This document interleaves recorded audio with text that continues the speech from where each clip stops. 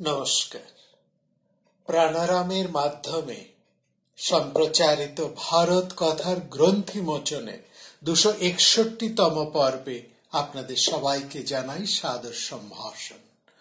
মহামতি অনন্তলাল ঠাকুর মহাশয়ের পরম আশীর্বাদে আমরা প্রতিদিন শুনে চলেছি ভারত কথা। ভারত কথায় আমরা শুনছি গান্ধারীর কথা। গান্ধার দেশ, গান্ধার দেশের রাজা মহারাজ সুবল, সুবলের কন্যা গান্ধারী। এই গান্ধারীর সাথেই জন্মান্ধ কুরুপুত্র ধৃতরাষ্ট্রের বিবাহ স্থির হয়েছে। কুরুবংশের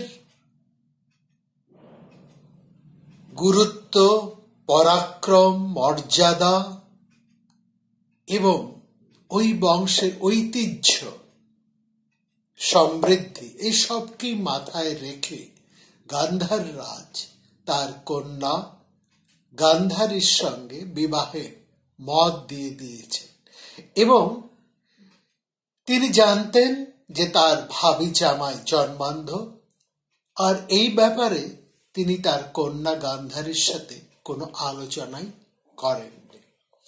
এই কথা অনেক পরে শুনেছেন গান্ধারী। শোনার পর তার মনে একটা প্রতিক্রিয়া হয়েছিল এবং এই প্রতিক্রিয়ায় তার অভিমানকে তিনি ঢেকে ফেললেন নিজের চোখটিকে আবৃত করে। তিনি মহাকবির রচনার থেকে সাধারণ ভাবে আমরা যে অর্থ পাই, কিংবা বিভিন্ন টিকাকারেরা, আলোচকেরা সেই সুপ্রাচীন কাল হতে যে ব্যাখ্যা করে দাঁড়িয়েছেন, তাতে এইটি আমরা পাচ্ছি যে গান্ধারী নিজের চোখ বেঁধে ফেললেন। নাতি শিষ্যে পতি মহাত্মতি অতিবকৃত নিশ্চয় ততঃ স পট্টম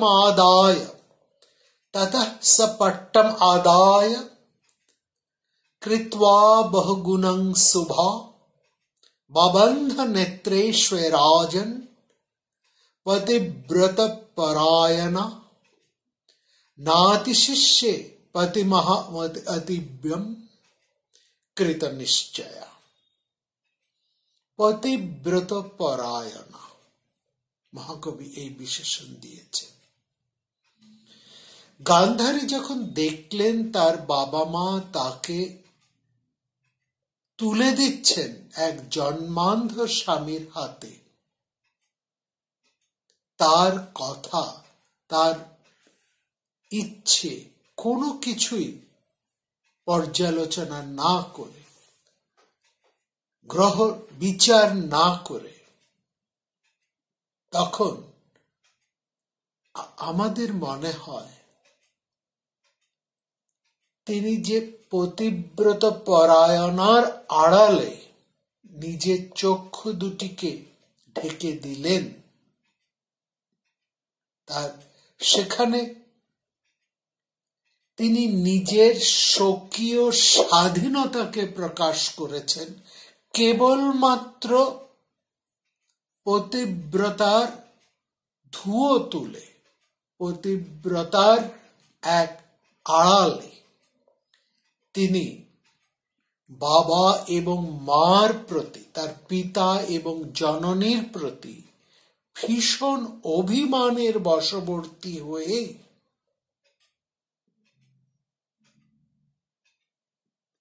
আত্মনং দিৎসিতাম আমস্মৈ পিতা মাত্রা চ ভারত, এই শব্দটাকে কিন্তু আমাদের লক্ষ্য করতে হবে।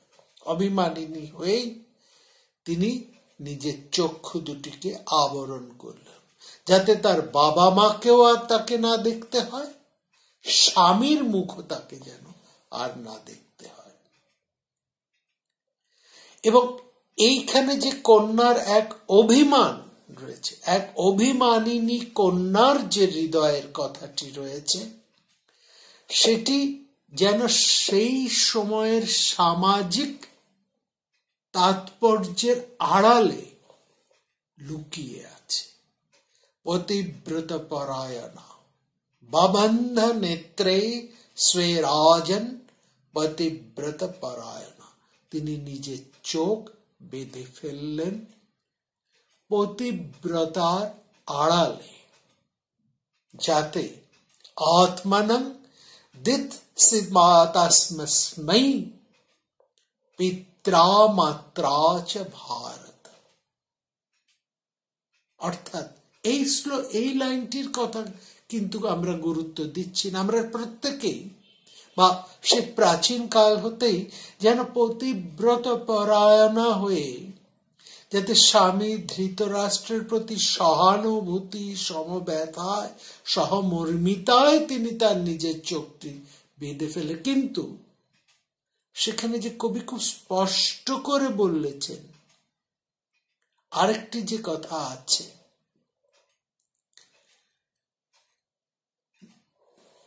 তার মা, বাবা এবং রাজ্যের বাসীকেও তিনি আর দেখতে চাইছেন না।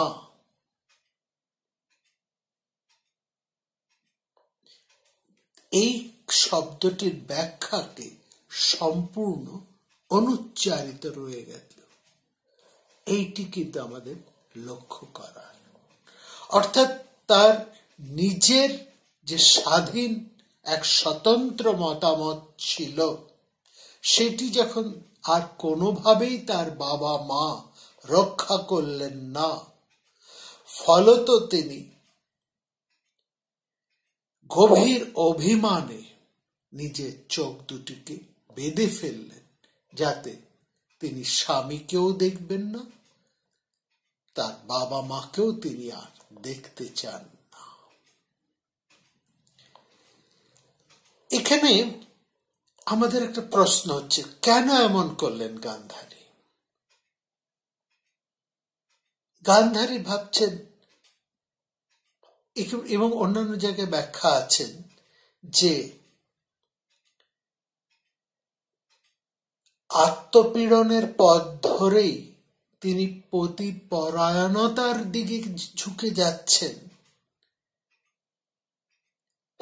এইটি কি বড়, নাকি আমার বাবা মা যখন আমাকে এইভাবে এক অন্ধের হাতে সেপে দিলেন, তখন আমি দেখব না এই পৃথিবী, আমি তাকে অতিক্রম করব না।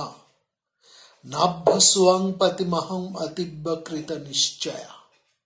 এই কথাটির গভীর অর্থটাকে কি শুধু পতিব্রতের আড়ালেই বেঁধে রাখা যায়?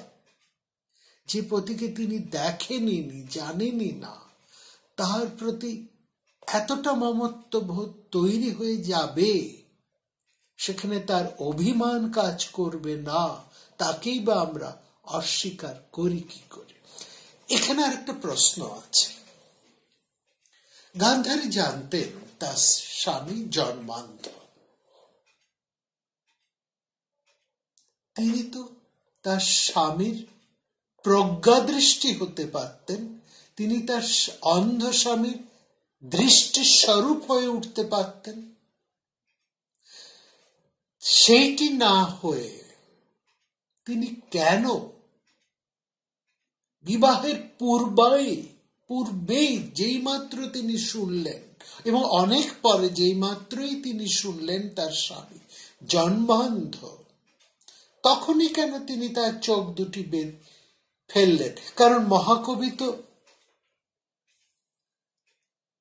গান্ধারীকে মনস্বিনী বলেছেন, দীর্ঘদর্শিনী বলেছেন, ধৈর্যশীলা বলেছেন তিনি মতির অংশে জাত, অর্থাৎ মননের প্রতিমূর্তি তিনি।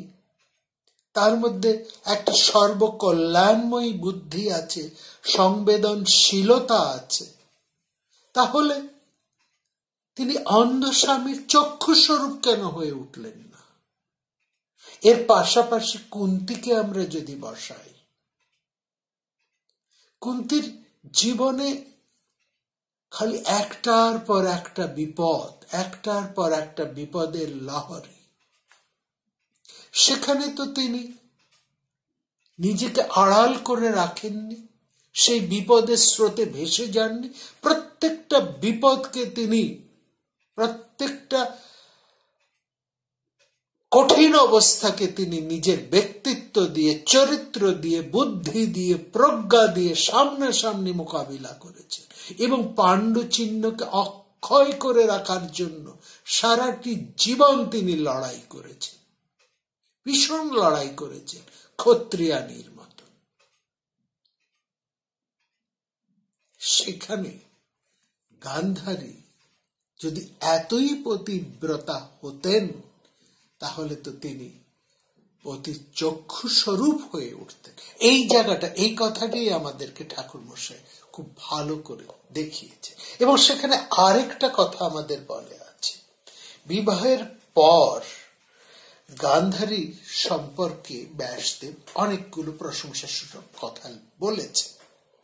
হ্যাঁ, বলেছেন,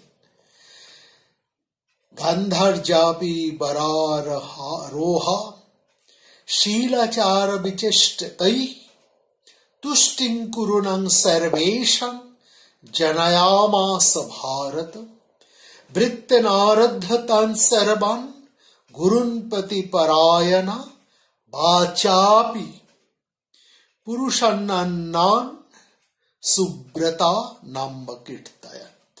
বলেছেন গান্ধারী এতটাই পতিব্রত, এতটাই তিনি স্বভাব, ব্যবহার এবং তার আচরণ এতটাই ঔদার্যময়, এতটাই ভালো যে স্বামীর বিশ্বাস, ভালোবাসা লাভের জন্য গান্ধারীর চেষ্টার কোনো ত্রুটি ছিল না এবং নিজের স্বভাব, ব্যবহার এবং কাজকর্মে তিনি কুরুরাজ পরিবারের সবার হৃদয় জয় করে নিলেন।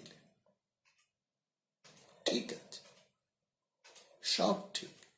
শেষের শ্লোকটি, এই শ্লোকের শেষ লাইনটিকে খেয়াল করুন, বাচাপি পুরুষ অন্যান্না সুব্রতা না আম্ব কীর্তনা। সাধারণ ব্যাখ্যা করেছেন যে স্বামী অসন্তুষ্ট হতে পারে ভেবে গান্ধারী স্বামী ছাড়া অন্য কোনো পুরুষের নাম পর্যন্ত মুখে আনতেন না। গান্ধারীর পতিপরায়ণতার ব্যাখ্যা করতে গিয়ে নীলকণ্ঠ হতে আরম্ভ করে সমস্ত ব্যাখ্যাকর্তারা এই কথাটাই বারবার ধুয়োপর ভাবে বলে গেছেন, অন্য কোনো পুরুষের কথায় তিনি প্রত্যুত্তর পর্যন্ত দিতেন না, অন্য কারো কথা, অন্য কোনো পুরুষের কথায় তিনি প্রত্যুত্তর করতেন না, কোনো জবাবও দিতেন না। না অন্ন কীর্তায়ত না প্রত্যুত্তরং দত্তবতী, তিনি দিতেন না। এটি নীলকণ্ঠ বলেছেন এবং তারপর থেকে সবাই এক কথা বলেছেন। কিন্তু নীলকণ্ঠ মধ্যযুগের মানুষ, সেই সময় মেয়েদের উপর এরকম একটা কঠিন আরোপ ছিল। সেই সময় স্ত্রীলোকের স্বাধীনতা অনেকটা ক্ষুণ্ণ হয়ে গিয়েছিল, আমরা সেটা দেখি।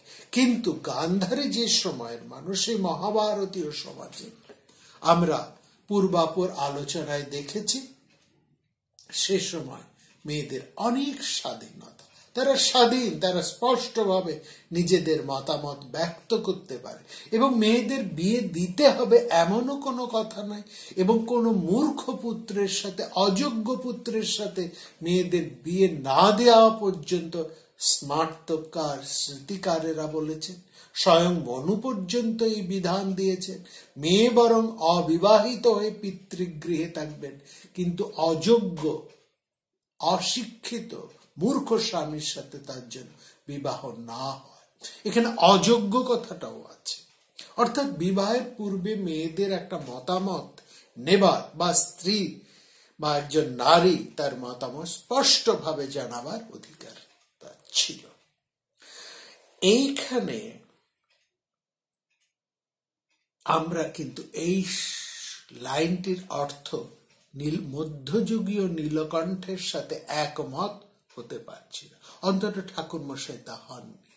তিনি এখানে পরিষ্কার বলেছেন অনুকীর্তন না অন্য কীর্তয়াত, মানে অনুকীর্তন করেননি। ধৃতরাষ্ট্র ছাড়া অন্য কোন পুরুষের নাম তিনি উচ্চারণ করেননি, তিনি অন্যতা মনেও ভাবেননি। অর্থাৎ এই প্রত্যুত্তর তিনি দেননি এই কথাটা নয়, তিনি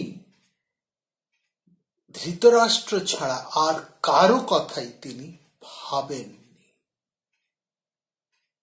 অর্থাৎ তার অন্তরে যে একটা ক্ষোভ ছিল যে এত বড় বংশে আমার বিয়ে হওয়ার কি প্রয়োজন একটা অন্ধ ছেলের সঙ্গে, তার চাইতে তো আমার অন্য কোনো সাধারণ ছোটখাটো রাজপুত্রের সাথে বিয়ে হলেও তো আমার জীবনটা অন্য মতন হতে পারো, এই ভাবনাও তো গান্ধারীর মধ্যে থাকতে পারে। এবং থাকতে যে পারে সে কথাটা আমাদের খুব এখানেই মনে হয় যে তিনি বিবাহ পূর্বেই চোখ বেঁধে ফেললেন যখন জানলেন যে তার স্বামী জন্মান্ধ, সেখানে তিনি সেই স্বামীর জ্যেষ্ঠ, সুতরাং তিনি অন্ধ পুরুষকে যদি ভালোবেসে কেউ বিয়ে করে, এটা কি কখনো শুনেছেন বা দেখেছেন, বা কি এটা স্বাভাবিক যে স্ত্রী নিজেও অন্ধ সেজে যান? তিনি তো স্বামীর চক্ষু স্বরূপ হয়ে ওঠেন।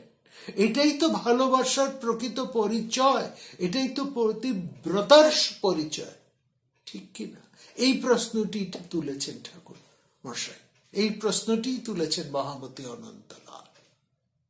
এবং এই প্রশ্নটি যে ভুল নয়, আমরা গান্ধারী জীবনের একাধিক আচরণ থেকে পরপর আমরা কিন্তু তুলে আনতে পারি। অর্থাৎ গান্ধারী স্বামীর প্রতিও দায়িত্ববান ছিলেন না এবং তার পুত্রদের প্রতিও তিনি কর্তব্যপরায়ণ বা দায়িত্ববান ছিলেন না, এটা আমরা পরিষ্কারভাবে বুঝতে পারি। তাকে যতটাই ধর্মশীলা, ধৈর্যশীলা, মনস্বিনী, দীর্ঘদর্শিনী, মতি, অংশে জাতা এবং অন্যান্য বহু বিশেষণে বিশেষায়িত করা হোক না কেন, আমরা গান্ধারী জীবনের বিভিন্ন ঘটনা থেকে কিন্তু এই তথ্য গান্ধার্য ধর্মশীলতাম, গান্ধারীর ধর্মশীলতার এই পরিচয়ের সাধারণ অর্থ কিন্তু পাই না। প্রথমটাই চলে আসে, একটি করে আমরা সেই যুক্তি আপনাদের কাছে তুলে দিচ্ছি, আপনারাই বিচার করে বলুন। গান্ধারীর সাথে বিয়ে হয়েছে জ্যেষ্ঠ ধৃতরাষ্ট্রের, কুন্তির সাথে বিয়ে হয়েছে অনুজ পাণ্ডুর। কিন্তু কুন্তির পুত্র সংবাদ শোনার পরে, গান্ধারী আগে ছিলেন কিন্তু গর্ভবতী, তিনি প্রথমে গর্ভবতী ছিলেন, কিন্তু কুন্তির পুত্র সংবাদ শোনার পরেই, পুত্র জন্মের কথা শুনে গান্ধারী এমন একটা কাণ্ড করে বসলেন যা আমাদের এই গান্ধারীর সম্পর্কে যেসব বিশেষণ আমরা মহাকবির রচনার থেকে পাচ্ছি তার সাথে কিন্তু মিলছে না। এবং এই গান্ধারীর এই আচরণ থেকে আমাদের অন্য কথাই কিন্তু মনে হয়। গান্ধারী কি করলেন? কুন্তির পুত্র লাভের সংবাদ শুনে গান্ধারী বিহ্বল হয়ে গেলেন এতকাল ধরে যে তিনি গর্ভ ধারণ করে রইলেন, তার পুত্র হলো না, মাঝখান দিয়ে কুরু বংশের জ্যেষ্ঠ পুত্র জন্মে গেল কুন্তির গর্ভে। নিদারুণ মানসিক যন্ত্রণায় আত্মপীড়নের পথ তিনি বেছে নিলেন এবং ঈর্ষার তাড়িত হয়ে গান্ধারী গর্ভপাত পর্যন্ত করে ফেললেন। সোদরং ঘাতয়ামাস গান্ধারী দুঃখ মূর্ছিতা। গান্ধারীর জীবনে একটা স্নিগ্ধ ধীর জীবনে এই যে একটা হিংসার প্রশ্রয় গান্ধারী রেখেছেন, এই ঈর্ষা, এই ক্রোধ, এই অসূয়া, তা তিনি কিন্তু স্বীকার করেছেন নিজ মুখে তার শ্বশুর সম ব্যাসের কাছে। তিনি বলেছেন যে কোনো কথাই তিনি ব্যাসের কাছে গোপন করেনি, সেই কথা তিনি তার পরম মহর্ষি শ্বশুরের কাছে বলেছেন। যখন আমি শুনলাম কুন্তির পুত্র হয়েছে, সেই পুত্র এই বিখ্যাত বংশের জ্যেষ্ঠ পুত্র হিসেবে জন্মালো, জ্যেষ্ঠং কুন্তি সূত জাতং শ্রুত্বা রবিসব প্রভম, তখন আমি আর স্থির থাকতে পারিনি, দুঃখে অভিমানে আমি গর্ভপাতের চেষ্টা করেছি। অর্থাৎ তার এই স্বাভিমান উক্তি থেকে বোঝা যায় যে গান্ধারীর মধ্যে অসূয়াতা ছিল। অনেকেই বলেছেন এই অসূয়া সংক্রামিত হয়েছিল তার স্বামীর কাছ থেকে। হ্যাঁ, আমরা ধৃতরাষ্ট্রকে জানি তিনি ভীষণ অসূয়া পরায়ণ। শুধু তিনি বাইরের চোখের জন্মান্ধ নেই, তিনি অন্তর্দৃষ্টিতেও অন্ধ, কিন্তু তাকেও প্রজ্ঞাবান বলেছেন তার কিছু পর। যাই হোক, সেটা আমরা যখন ধৃতরাষ্ট্রের চরিত্র নিয়ে আলোচনা করব সেখানে আসব। কিন্তু এটা তো ঠিক যে ধৃতরাষ্ট্র ভীষণ অসূয়া পরায়ণ, তিনি স্নেহান্ধ, তিনি ঈর্ষায় সবসময় জ্বলে পুড়ে যাচ্ছেন। তিনি রাজা হতে পারেননি বলে তার অন্তরে বিন্দু মাত্র সুখ নেই, স্বস্তি নেই, তিনি ঈর্ষাপরায়ণ। সেই ঈর্ষার দ্বারাই কি প্রভাবিত হয়েছেন গান্ধারী? যদি তাই হয়ে থাকে তাহলে আমরা তাকে মনস্বিনী কি করে বলবো? তাহলে আমরা তাকে কি করে বলবো যে গান্ধারী ধর্মশীলতা এক উদাহরণ, গান্ধার্য ধর্মশীলতাম। গান্ধারীর মধ্যে মননের প্রতিমূর্তি রয়েছে, তার মধ্যে সংবেদনশীলতা আছে, তার মধ্যে সর্বকল্যাণময় বুদ্ধি আছে। শুধু কি একটি কারণ? তারপরেও তো আমরা দেখছি শুধু এটি নয়, আরো তো উদাহরণ পর পর আমরা গান্ধারীর এই সম্পর্কে তুলে আনতে পারি। দেখুন, যখন পাণ্ডবেরা দ্রৌপদীকে নিয়ে এলেন বারানাবতের যতুগৃহের পর, পাণ্ডবেরা যখন দ্রৌপদীকে লাভ করলেন এবং তখন দ্রৌপদীকে নিয়ে যখন তারা হস্তিনাপুরে দেখা করতে এলেন তাদের জ্যাঠামশাই জেঠিমার কাছে, তখন গান্ধারীর বর্ণনা দিয়েছেন গান্ধারী কেমন ভাবে রয়েছে। সেখানে বলছেন গান্ধারী তার সমস্ত পুত্রবধূদের দ্বারা পরিবৃত হয়ে বসে আছেন। তাকে কেমন দেখাচ্ছিল? মহাভারতকার বলছেন, ব্যাসদেব বলছেন, তাকে দেখাচ্ছিল নক্ষত্র পুঞ্জের মধ্যে অবস্থিত রোহিণী নক্ষত্রের মতো। যুধিষ্ঠির সমস্ত পাণ্ডবেরা দ্রৌপদী সহ গান্ধারীকে অভিবাদন জানালে আমরা দেখলাম গান্ধারী কেবলমাত্র তাদের কুশল সংবাদ জিজ্ঞেস করেছে। অভিবাদ্য স গান্ধারী তায়াচা প্রতিনন্দিত, তারা প্রণাম করে গান্ধারীকে তাদের প্রণাম জানালেন। নববধূকে নিয়ে এসছেন জ্যাঠামশাই জেঠিমাকে দেখাবার জন্য। সেখানে গান্ধারী যেন একটা শুধু মৌখিক কুশলতা জিজ্ঞেস করলেন। আমাদের এখানে একটা প্রশ্ন জাগে, ভীষণ প্রশ্ন জাগে, পাণ্ডব কুলবধূ দ্রৌপদীকে দেখে কতটা খুশি হয়েছিলেন গান্ধারী। গান্ধারী তো দীর্ঘদর্শিনী। এই দীর্ঘদর্শিনী অর্থাৎ তিনি চোখ বাঁধা থাকলেও তিনি কিন্তু বহু দূর দেখতে পারেন, অর্থাৎ তিনি মনস্বিনী। এতদিন পরে ইন্দ্রপ্রস্থের রাজরানী এসেছেন তার কাছে, তার প্রিয় ভ্রাতুষ্পুত্ররা এসেছেন তার কাছে তাদের কুলবধূকে নিয়ে, এবং সেখানে তিনি সেই কুলবধূর সাথে তো কোনো কথাই বললেন না, আলাদা কোনো আশীর্বাদও জানালেন না, সেই কুলবধূকে তো তিনি বুকে জড়িয়েও ধরলেন না।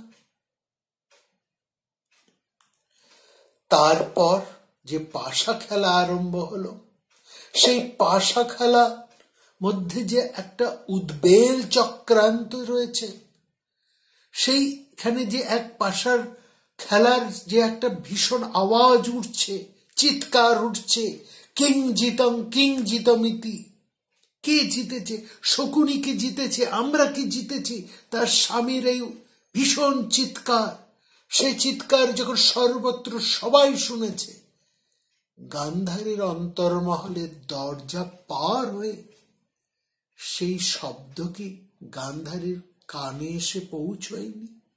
গান্ধারী তার দীর্ঘদর্শী, তার মনস্বিতা, তার দীর্ঘদর্শিতা দেখে, তার সার্বিক সংবেদনশীলতা দিয়ে, সর্বকল্যাণময়ী বুদ্ধি দিয়ে কি এর অর্থ বুঝতে পারেননি, এর প্রতিক্রিয়া বুঝতে পারেননি, এর ফল কি বিষময় হতে চলেছে সেটা কি বুঝতে পারেননি?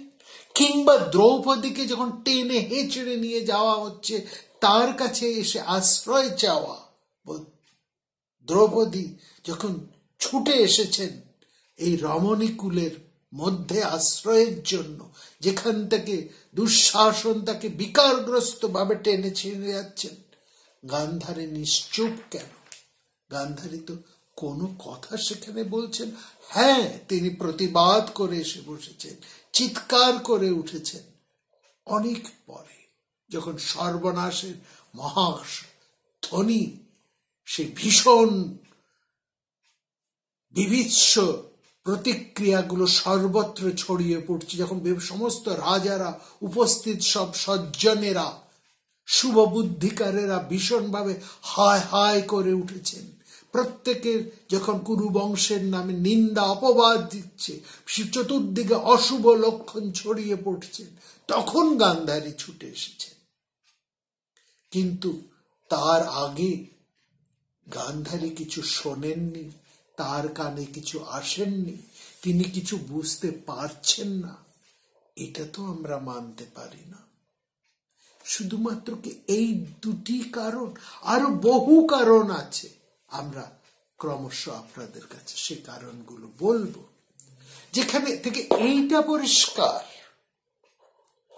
যে গান্ধারী পতিব্রতার কারণে নয়, বরং পতিব্রতার আড়ালে হৃদয়ের অভিমান থেকে নিজের চক্ষু দুটিকে আবৃত করে রেখেছিলেন। আবৃত করে রেখেছেন তার পিতা মাতার দৃষ্টি থেকে। তিনি তার পিতা মাতার মুখ দেখতে চান না, স্বামীর মুখও দেখতে চান না, এমনকি তার সন্তানদের মুখও তিনি দেখতে চান না, তাদের মঙ্গল অমঙ্গলের কথাও তিনি ভাবেন না। এতটাই অভিমানিত তার, এতটাই তিনি নিস্পৃহ। তাহলে কেন ব্যাসদেব তাকে মনস্বিনী, দীর্ঘদর্শিনী, ধৈর্যশীলা, ধর্মপরায়ণা বলেছে?